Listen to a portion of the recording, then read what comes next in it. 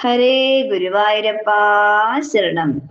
ജീവിതത്തിൽ ഒരിക്കലെങ്കിലും ഒറ്റപ്പെട്ടുപോയി എന്ന് തോന്നുന്നുണ്ടോ? ആരുമില്ല, താങ്ങില്ല, വഴിയില്ല എന്ന് തോന്നുന്നുണ്ടോ?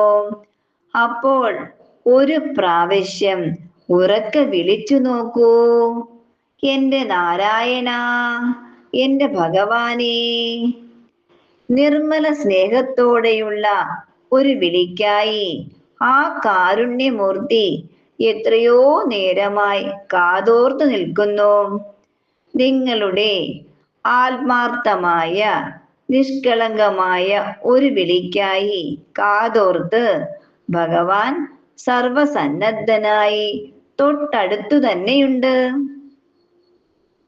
എന്നാൽ കലിയുഗത്തിലെ മർത്യൻ ഈ സത്യത്തെ മറന്ന് സർവം എന്റെ കഴിവാണ്, എന്റെ ബുദ്ധിയാണ്, എന്റെ ശക്തിയാണ് എന്ന അഹങ്കാരത്തിന്റെ പിടിയിലാകുന്നു.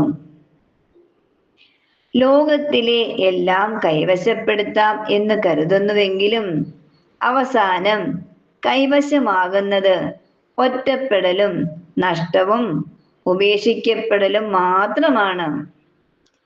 അജ്ഞാനത്തിന്റെ വനത്തിൽ മായയുടെ ഇരുട്ടിൽ ഏകനായി വഴിതെറ്റി നിൽക്കുമ്പോഴാണ് നാരായണനിലേക്ക് വഴി തേടുന്നത്. എന്നാൽ ആ വഴിയിലൂടെ ഒറ്റയ്ക്ക് നടന്നു കയറേണ്ടി വരും.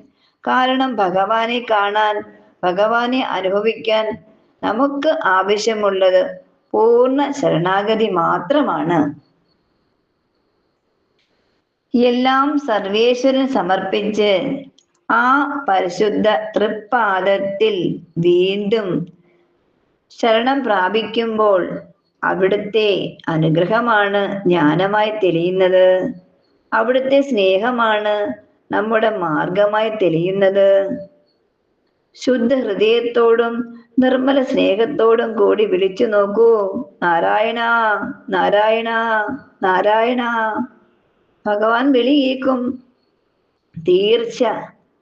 സർവം കൃഷ്ണാർപ്പണമസ്തു. ഹരേ ഗുരുവായൂരപ്പാ ശരണം.